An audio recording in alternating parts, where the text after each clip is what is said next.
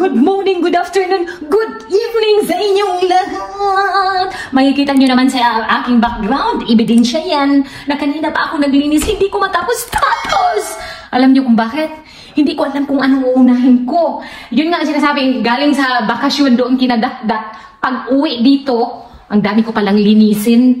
Tapos mamaya, darating silang dakdak dito. Tapos hindi pa talaga ako tapos. Kailangan ko nang tapusin itong nasimulan ko na hanggang ngayon hindi pa natapos. Nakalimutan ko na tuloy kumain. Wala pa nga akong breakfast eh. Ito na lang kakainin ko. Magkailangan ko pang maglinis dito sa kwarto. Para pagdating nila mamaya ba malinis na. Kailangan ko pa itong linisin mamaya. Hindi naglinis si Vladimir. 2 weeks kaming nawala. Ayan, natingga pa ang aking pag-vacuum dito oh. Ay naku, hindi ko alam kung anong unahin ko. Yun nga ang sabi eh, bakasyon pa more! Thankful ako kay Dakdak. At least, tinanggap niya kami doon. Siya yung nagsabi sa amin na, extend lang muna kayo te, kahit 1 week lang. Ay nako, mamaya aalis pa kami ni Vladimir. Kukunin pa namin yung ID ko. Anyway, nagmamadali na pala ako mag-vacuum baka kasi maabutan ako ng aking mga bisita at hindi pa ako tapos dito. At iwan ko anong klaseng linis to, ang importante. Yung pinakamatandang alikabok lang ang dapat kong i-vacuum dahil wala na akong oras at Diyos ko naman Lord, ang dami ko pang dapat gawin, hindi lang dito ang dapat kong i-vacuum. Itong aming bathroom, ang hirap linisan sa totoo lang dahil maliit lang space. Ito pang aming door, bigla lang mag-close kasi walang door holder. Then nakakainis kung minsan ba. Ayan pang ebidensya oh, na hindi ko pa na-arrange yan kahapon. Linisan ko na ito. Napalitan ko na ng kumot. Ibalik ko na lang itong dapat i-arrange dito eh. Tapos ipadaklin. Nagahol ako sa oras ba? Ito pang blanket na ibinigay ni Dakdak sa akin. Itago ko na lang ito eh. Ay naku Lord. Dito ko na lang ito itago. Gagamitin lang namin yan kapag may bisita. Lalo na kapag taglamig.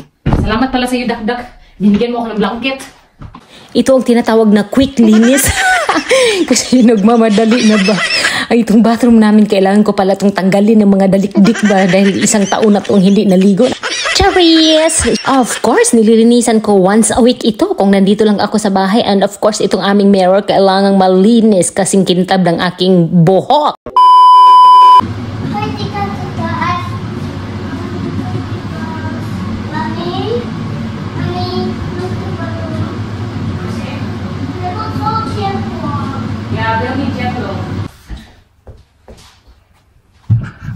No, I don't know that, kuya. Velmi Chetlo. Velmi Chetlo. Kuya, you did. Ikaw, pumunta ka namin, Beck. You need to eat the kapats. And also we can pomoc? Ano? Tutulungan ako ni Kuya Alex. Kasi baka ilin ko na sila para natapos ko na yung trabaho ko ba? Mommy. Yun nga. Ha? Mom, what do we got? Sa Tangmanso, hindi siya nadamit dahil masyadong mainit dito sa amin. Alingiin ba? Kung saya. Ano? Dobre, di ako yung Philip ko. Tinulungan ako ni Philip ko, no? Sa kapit, hala, namatay na akong bulak ko, kuya. I'll give it a t-shirt, kuya. Pray na, pray. Pati sana c'est Tartonier, hijo. To jest złe. People are Father, Son, Holy Spirit, Amen. Dziękuję Baba Jesus, dowód. Dobrot. Did you pray, Philip? Ano? Ano, kuya? Kota ba? Mommy, look! Mommy, let me go. Mommy, there's some cold water here. Water. Water. Ano? This is too hot. I told you, kuya, it's hot. Hot. We need more water. That's false. Let me go ahead.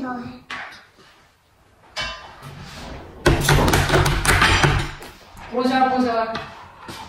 Kuya, alas ko. Masyado daw mainit. Ang sabaw. Tapos mainit pa dito sa loob ng bahay namin na. Nisamot. Kainit. Mommy. Ano?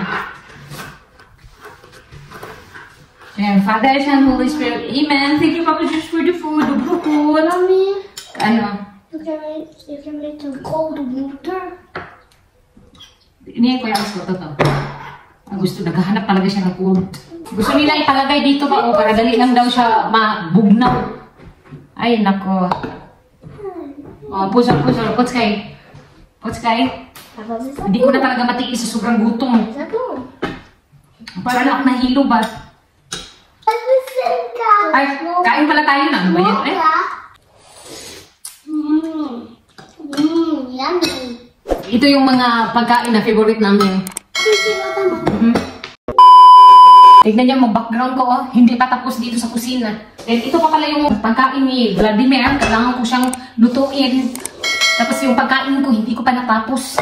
Isayang yung oras. Habang nakaupo ako, dadang ko na siyang ilagay dito sa hero, tapos lutuin habang kumakain ako. Para double time ba? 12 o'clock na dito. Ako. Abutan ako ni Vladimir, wala pang niluto. Pork lang ito eh. Man-man sa ewan ko kung anong recipe ito. Basta pork. Finish your vegetables, dobre? Ano? Nagpapasalamat talaga ako kay Dakdak ba nang dahil sa kanya, ito, nadala na nila dito ang pagkain ng gulay. Sana tuloy-tuloy na ito. Mommy, and some sweets? Ano? I-maintain ko to. Mommy, and we can eat the banana? Ano? Autumn. 2 weeks kami kinadakdak. Ayan, ang natutunan nila, kumain ng gulay. Less yung karne. Prosim. Vegetables is healthy so that you will be stronger. And then, Philip ko? No, Wow! Yan kasi ang sinasabi ni Dakdak always eh. Ano? Na magiging strong sila. Kaya bilib na bilib talaga ako kay Dakdak sa pagpakain niya ng mga bata. Ayan, oh, effective ah. Kumain na talaga sila ng gulay. Tignan ko lang yung tinanim kong plants na galing doon kinadakdak.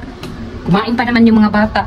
Titignan ko dito kung ano na nangyari yung tinanim ko kahapon. Dito ko lang naman siya tinanim, oh. Ito na, oh. Ang bulaklak na binigay ni Dakdak. Ganyan na yan. Ito ang tinanim ko sa lupa. Yan. Ewan ko lang kung makasurvive yan. Kasi ang lupa dito sobrang hard. Mas hard pa sa aking ulo. Charis lang. Bagong tanim ko lang yan ha. Namatay na, oh. Ay! Forbida. Ayan. Sana makasurvive yan. Yung parang Christmas tree. At yung paminta. Then ito yung rosemary. Nako, nalaya na. Nag-yellow na, oh. Diyos ko. Wala pang 24 hours. Ang nilagay ko lang sa pot is yung mga roses. Itong soil na ginamit ko, halo na yan. May fertilizer at saka yung regular na soil. Sana nga, mabuhay yan. Ito na yung kangkong, oh. Na-transfer ko na dito. Madali lang naman ito mabuhay. Sana mabuhay ka para makain na kita. Then ito yung ibang rosemary at saka paminta. Then ito yung Christmas tree. Naglagay ako sa pot just in case na mamatay yung nasa lupa na tinanim ko. By September, malamig na dito sa Slovakia. Para maipasok ko yan. Kung hindi talaga siya makasurvive sa lupa. Tignan nyo naman ang prutas. Oh, nahulog na ba? Sayang, no? Grabe, ang dami. Nalaglag na lahat. Dahil sa sobrang lakas ng ulan kagabi at saka hangin. Sa wakas, natapos na ni Vladimir dito, oh. Ayan, ito yung ginawa niya 2 weeks ago. Yeah, thanks God, tapos na. At yung tubig ulan, dumaloy na dito last night. Ito na lang ang tatapusin niya. Tatambakan niya to ng lupa. Nag-start na nga siya eh. Galing dyan na lupa, oh. Nilagay niya dito. Ayan, pag matambakan na dito, okay na ito. Pwede na siya taniman for garden. Ito yung ginawa niya nung nagbakasyon kami kinadakdak. Kaya nagpapasalamat din siya na nakapagbakasyon kami kinadakdak. Gusto niya itong tapusin habang wala pa ang taglamig. Once na taglamig, mahirapan na siya dito magtrabaho. So makafocus na siya doon sa loob. Ayan, tapos na. Ang paghahanda sa pagdating ng aking bisita today. Kakatawag lang ni Dakdak.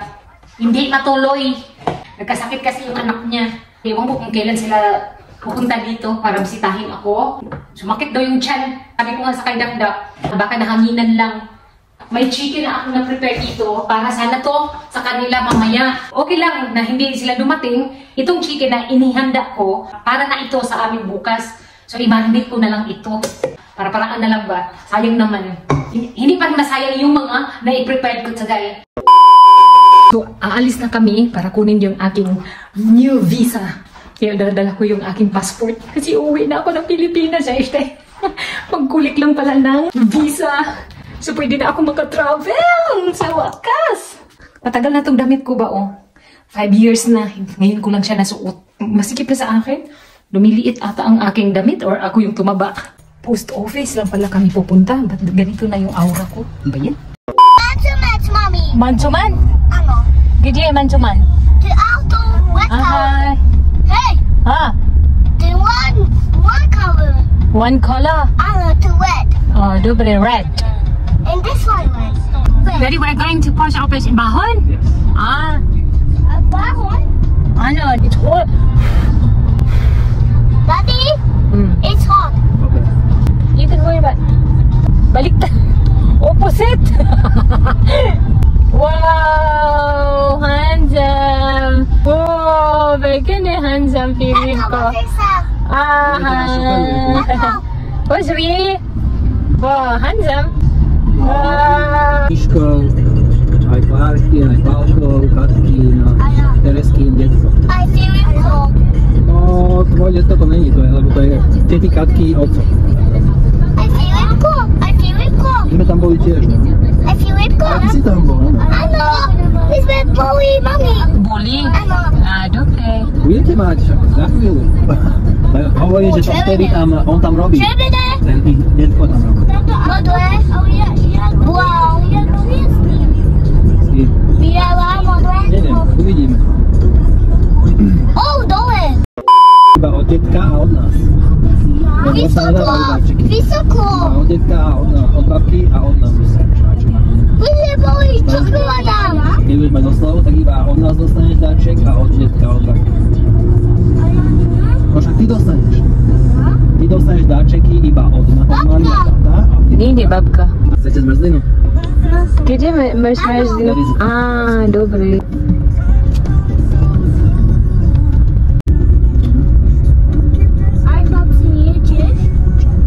And that is a post office, Daddy. Ano? Tam nie školka. Post office.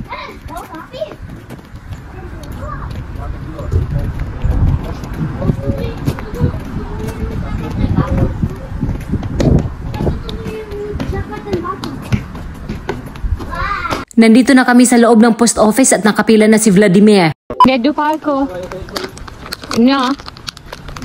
Kana. Ah, Philip ko look. Tam, bodo. Ah, there is a bodo. A boda. Boda, ano? Toto, proceed. Aha, that was in the Velobabes. Tam, there is Espinavi. Mokre. Nandito na kami sa ibang park. Kinuha na pala ni Dianan yung aking visa. Kuya Alex ko, there is Mokre. Nini Mokre? Tam? Slide. Ito ang kagandahan kapag nandito si Vladimir. Hindi na ako ang magbantay sa mga bata. Siya na yung sunod ng sunod. Ayun si Philip, oh. Nakipaglaro. Si Kuya Alex, may sariling mundo. Nilapitan na nila yung mga bata. Binigay na pala ng taga-post office doon kay Bianan. So kukunin ni Vladimir kay Bianan mamaya. Dito lang ako makaupo. Masarap naman ang hangin dito. Park ito ng kabilang village na malapit dito sa post office. Ayan ang post office, oh. Nandito kami sa likuran. Malaki ang park nila dito, oh. Maraming laruan ng mga bata. Mas maganda dito. Grabe, tahimik naman dito ang lugar na ito. Uuwi na daw kami. Ano ba yan? Palpak. Tapos ang ganda pa ng suot ko. Todo outfit. Yun pala. 2 minutes lang. Tapos hindi kami nagtagal. Alis ka agad. Ano ba yan? Yan yung damit ko. So nakakahiya sa madlang people. Tapos uuwi. Tapos naka-lipstick pa. Ay si Vladimir na yung kumuha sa aking new visa. Nandun kay Bianan. Sila nang kumuha doon. Hindi naman daw sila magtagal. Ang dami ko pang gagawin dito sa bahay. Nauna na lang akong umuwi. Malapit lang naman kinabianan. Nandun na naman sa kabila. Oh. Uuwi daw sila kaagad. Dahil maligo sila dito sa aming mahiwagang swimming pool. Mag-a-arrange din ako ng mga damit. Yes! Thank you Lord. Nandito na. 10 years na ito ang visa ko. Katulad na ng passport ko ito. 10 years din. Mati na. Pwede na ako makapag-gala na. Ano ba yan? Mommy, Proceed. why he cannot hear things like that? Nie wiem. Tinanong talaga niya ba? Bakit daw hindi ako Mommy, I thought you were going. I must still ask Tita Dakdak. I thought. Ano? I will ask her. Ah. Tagayin ko pala si Mister kung kailangan ba itong itapon. Ito yung old. So, ito na yung bago. Kaya, uy, mag-isi yung passport ni Mami. Nagbuuing. Pinaglaruan niya. No, Toto, nini twice, kuya. Toto, Mami's documents. Toto, you're very important to Mommy. I can't travel without this. Mommy, but why cannot you I will call her Potom later. I must call the Tita Dakda. Kanina pa yun siya ulit. Mommy, we are going to go somewhere. I want to go with you. With me? Go back. Okay. Let me arrange this, kuya. Ito ang matagal ko nang hinihintay. Mahigit 2 buwan din bago dumating. Finally, I got it. Pwede na akong umuwi ng Pilipinas. Medyo natagalan daw kasi 1 buwan ang processing tapos 1 buwan for release. Kaya dumating na siya. Kaya nag-message kay Mr. kanina. Kaya yun, pinuntahan namin sa post office. I-keep ko lang ito. Baka mawala ba? Ma-expired pala tong passport ko. 2028. Malapit na rin, no? Kaya arrange ko lang muna itong mga hindi ko natapos kahapon. Hanggang dito na lang. Ay, Diyos ko. Umiiyak na si Alex. Thank you for watching! Bye! God bless! See you next time! Don't forget to subscribe and hit the bell button. Simply Mods!